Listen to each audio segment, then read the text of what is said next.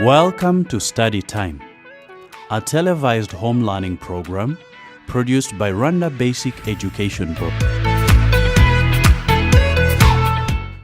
Hello students, welcome back again to this learning series program. I'm teacher Patrick, and today I'll be taking you through chemistry practicals.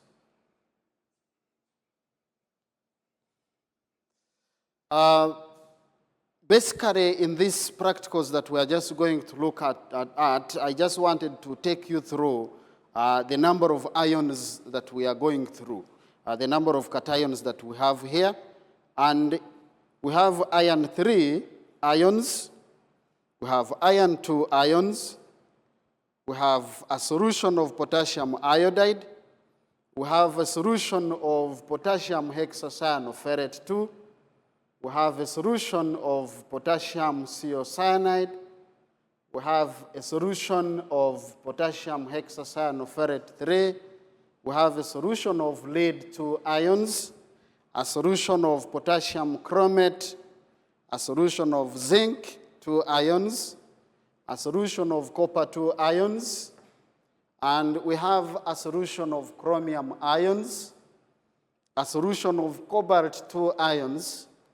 We have sodium hydroxide, and then we have ammonia solution. So these are the solutions that we have. And as we look here in front of me, we are just going to identify, we are going to use the sodium hydroxide or ammonia solution to identify the cations that are present here, and we make the observations. Remember, if we consider, if most of you take bottled water, if you can maybe grab just a bottle of water, when you look at the bottle outside, there are some of the information that is written there. You will find in the ingredients, you will find there some magnesium ions, you'll find there some sulfate ions, the chloride ions, probably the iron 2 ions, and many others. So for the certification by the Rwanda Standard Board for this bottled water, I believe, to be certified and be able to be consumed by the human beings, then this the Rwanda Standard Board must carry out these experiments to find out whether those ions are present, or probably if they find they are not, then that means that maybe that water may not be fit for consumption. Because these ions are very important for our bodies. Let me talk about even the iron, these iron 2 compounds. Our blood contains iron. The blood appear red because of the presence of the iron solution. That is why we need, even our bodies, we need iron.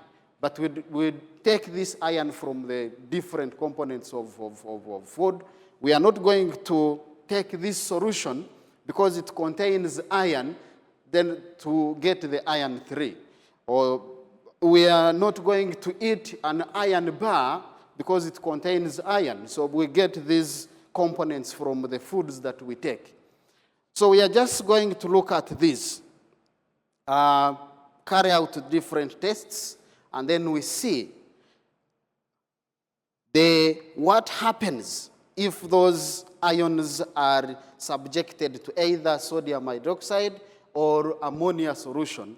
Or we may use even these other solutions, potassium thiocyanide, potassium hexacyanoferrate 2, or potassium hexacyanoferrate 3, or potassium chromate, and so on. So here, we'll be looking at the identification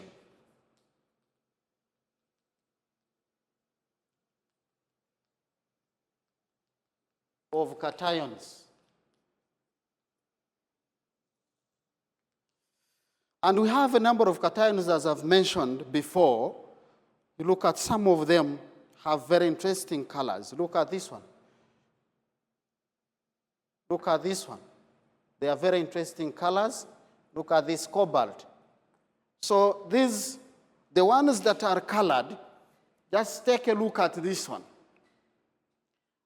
This is the periodic table. These elements here, I hope you remember the general name that is given to these elements here. We say they are called de Broglie elements.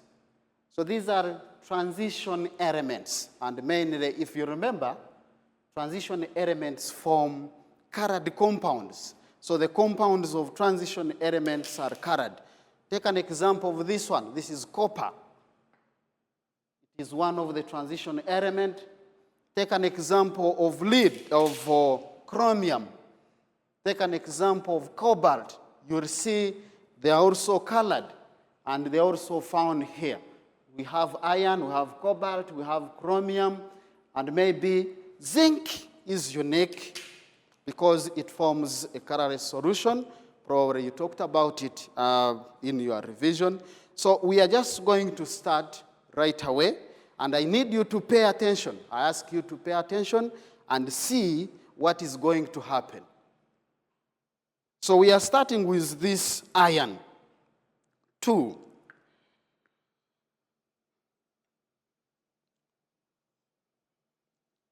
So you don't need to use a lot of solutions when you are carrying out these experiments. This is a solution of iron 2.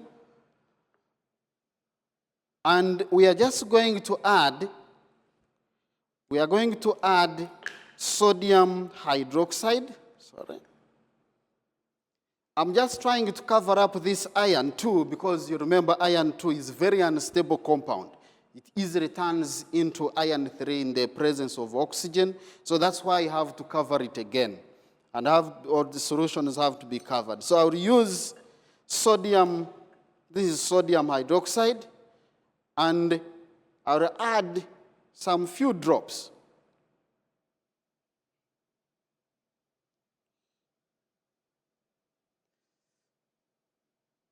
See what is happening?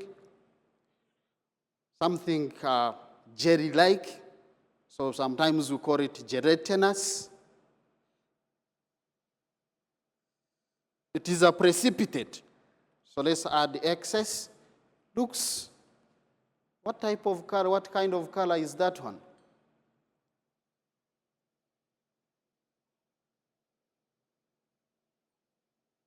So the precipitate is insoluble. It doesn't dissolve, so it is not disappearing.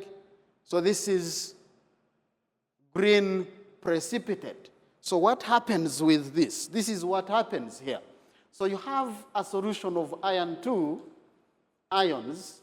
It is reacting with sodium hydroxide. So the sodium hydroxide produces the OH ions, the hydroxide ions, coming from the sodium hydroxide, and then it forms iron 2 hydroxide. This is the green precipitate. Green precipitate, and it is insoluble in excess sodium hydroxide because I've added excess, so that's what happens. So we're just going to look at the same solution. We are just going to see the effect with ammonia solution. Please take note. We have different droppers here. Whenever you are carrying out an experiment, there are guidelines you need to remember always. Don't interchange these droppers, so because you'll get wrong results. So be careful whenever you are carrying out this, what we call the qualitative analysis. So in the next, we are just going to look at the effect of ammonia solution. This is ammonia solution. And then with the same reagent, with the same iron 2,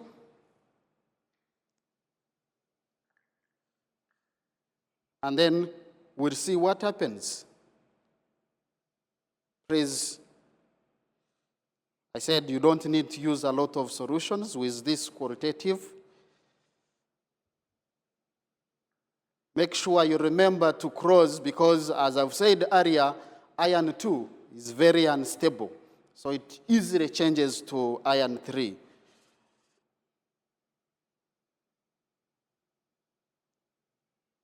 So this is, I'm just going to add some few drops of ammonia.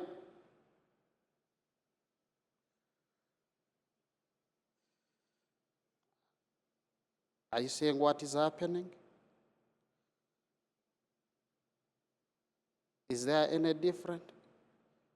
I think there is no difference. This is some few drops, so I can add excess.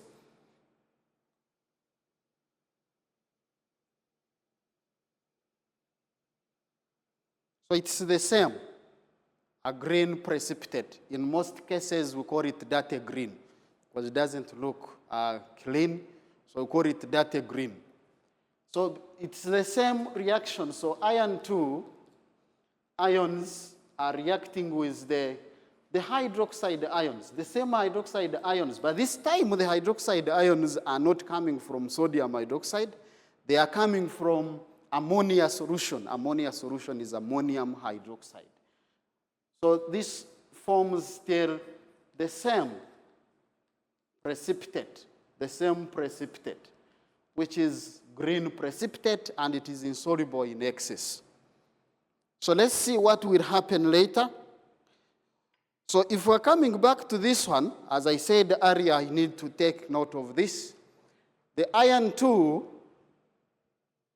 easily changes to iron 3. So on standing, this dirty green, so it was like this. But if you take a close look at this one, it is turning to brown.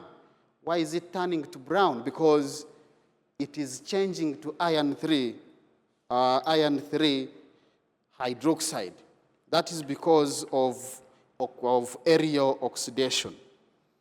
So we are just going to look at, we do the same with iron 3. So this was iron 2. Then we'll see the difference.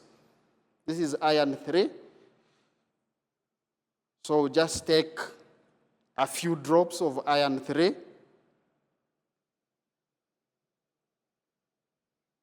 2 or 3 cubic centimeters.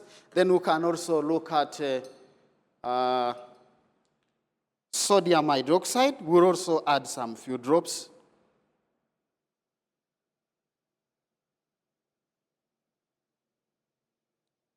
Wonderful. So you see, this is iron 3. This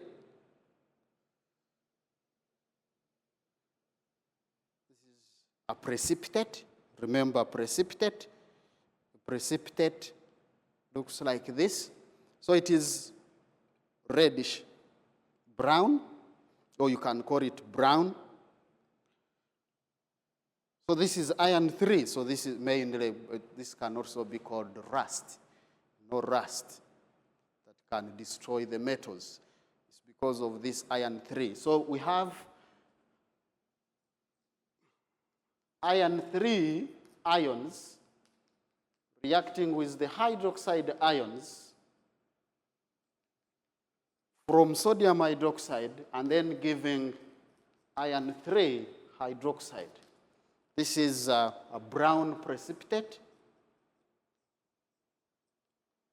It is also insoluble in excess with sodium hydroxide. Look at the precipitate. It is also a gelatinous, looks like a jelly-like.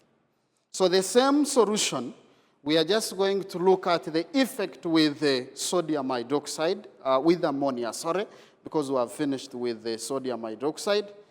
So let's look at the effect with the ammonia. We have to start with iron 3. Add some few drops, 2 or 3 cubic centimeters.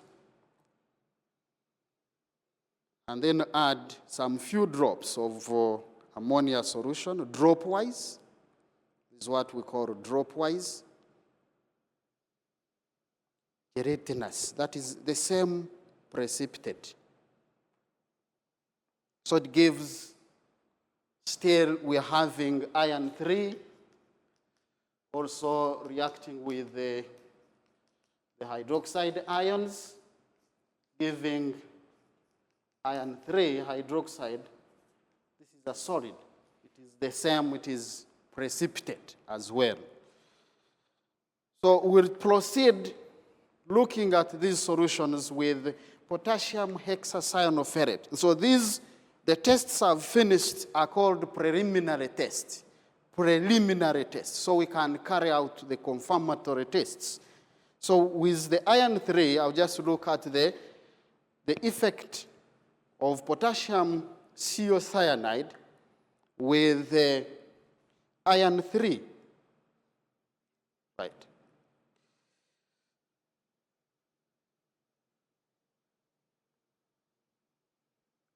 That's iron 3, some few drops. Then we can add potassium thiocyanide. Oh.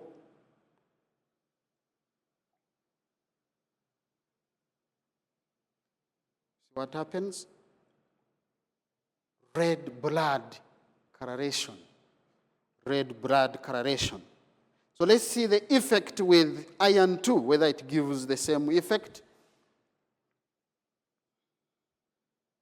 This is iron 2.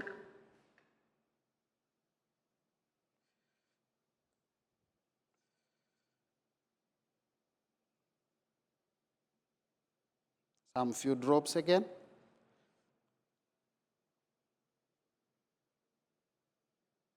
Any effect?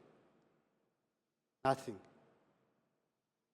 So that means potassium thiocyanide with iron 3 gives this red blood coloration, but with iron 2, there is no observable change. So that means we can use potassium thiocyanide to distinguish these two ions, the iron 3 and iron 2.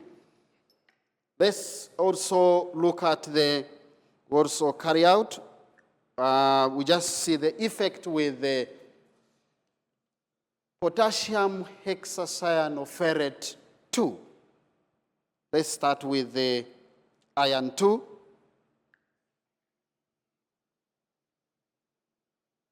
Also some few drops of iron 2.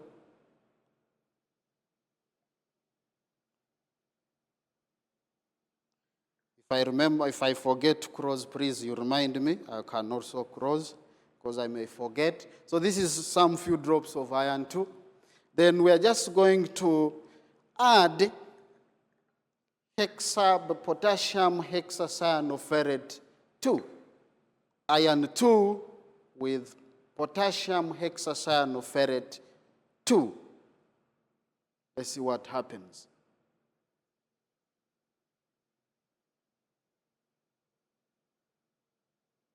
This is looks a blue precipitate.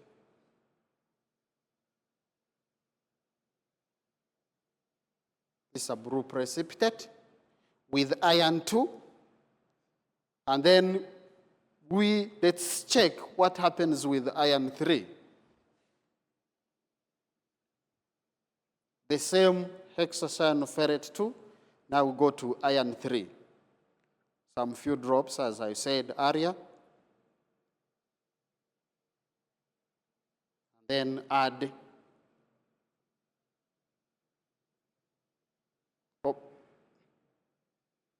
very interesting color. So this is dark blue precipitate. Dark blue precipitate. See what happens with iron 2? This is the difference. This was for iron 2. No, this was for the iron 3 with potassium hexacyanoferrate. And this was iron 3 with potassium hexacyanoferrate. So you see this is the dark blue. So meaning that this potassium hexacyanoferrate can also be used to distinguish these two cations as well. So let's look at the potassium hexacyanoferrate 3 with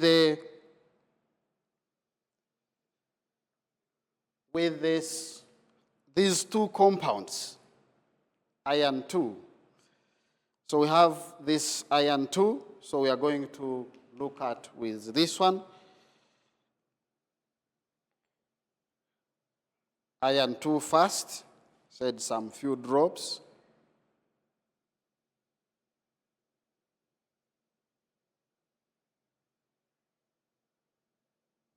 Then we'll have to look at the, now we'll add potassium hexacyanoferrate 3, iron 2 hexacyanoferrate 3,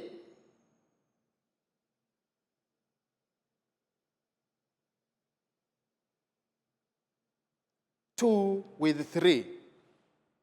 Can you see what is happening? This was 3, iron 3 with hexacyanoferrate 2. This one here, this is then 2 with hexacyanoferrate 3. They give the same results, the same observation. This one is called Turnbull's brew or Prussian brew. So, but they are all the same. Turnbull's brew or Prussian brew, they are all the same. Iron 3 with hexacyanoferrate 2. Iron 2 with potassium hexacyanoferrate 3. So those solutions can be used. The solutions can be used to distinguish between these cations. Iron 2, for iron 3, even if you don't cross, there is no big problem because it is very stable. As I said, so you need to make sure you cross, especially the iron 2 compounds, don't forget. So there is no, the difference here is the reagent that you can use to distinguish. So from the beginning, we have mentioned a number of reagents, and this is what happens. So if we use ammonia solution,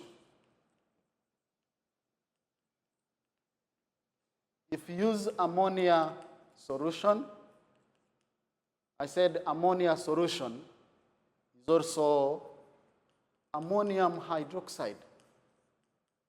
So a solution of ammonia, so we usually write it in this form, or we write it in this form.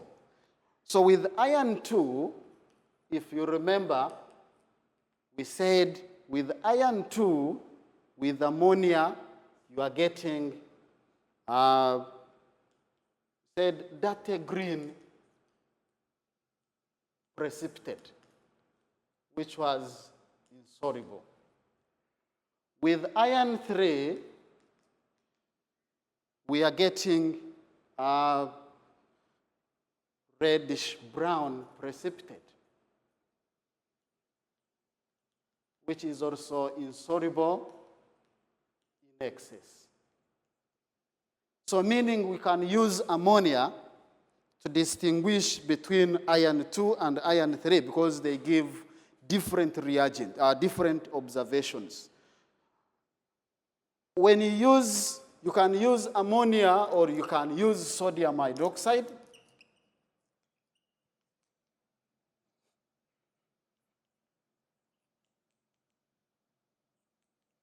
Sodium hydroxide, the reagent observation, you still remember the observations? Some of them are still here. So we said when you use sodium hydroxide with iron 2, we are getting also a dirty green precipitate, or which we said it can also be called a gelatinous dirty green precipitate, which is insoluble in excess.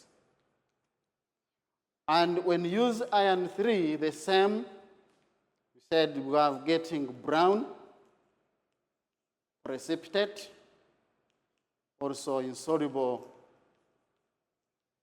in excess. So those either sodium ammonia solution or sodium hydroxide, you can use any one of them. Or you can use, as we said, potassium thiocyanide. The potassium thiocyanide, this is another reagent. And then, if you remember, I said these two are called preliminary tests.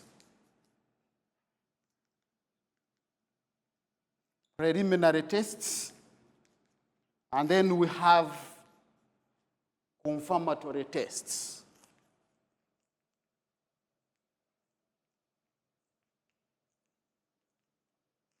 In the confirmatory tests, there are three, we are using three different reagents. We are using, one of them was potassium,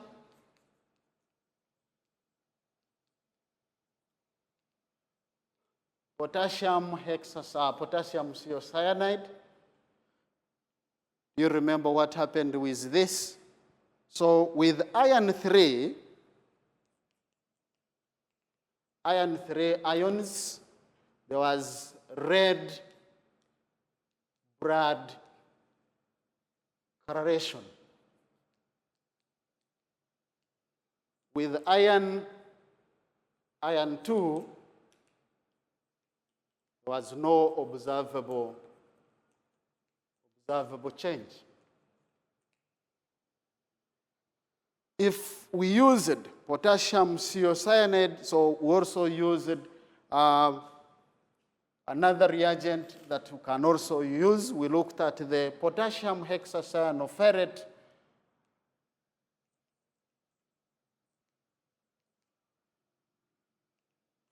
Potassium hexacyanoferrate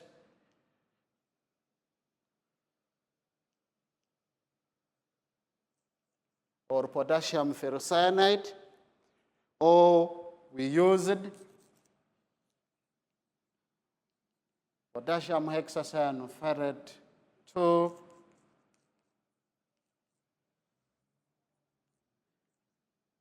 all these ones, we have seen that they are the ones that we can be used to distinguish these two cations.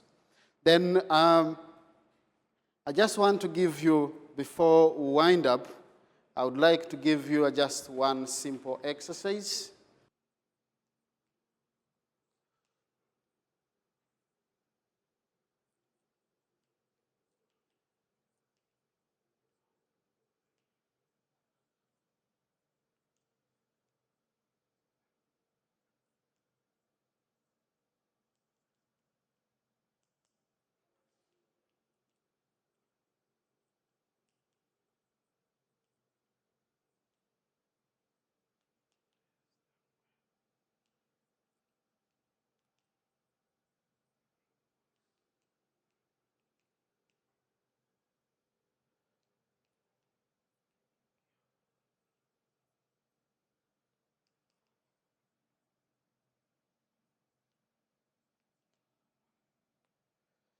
So using equation, state any reagent that can be used to distinguish iron 2 and iron 3. Give relevant observations, and you'll answer that one. And I wish to stop here for this time, and I will be with you. The cations that we have not looked at, we'll also look at them in the coming lesson series. So I thank you so much for listening and observing. See you next.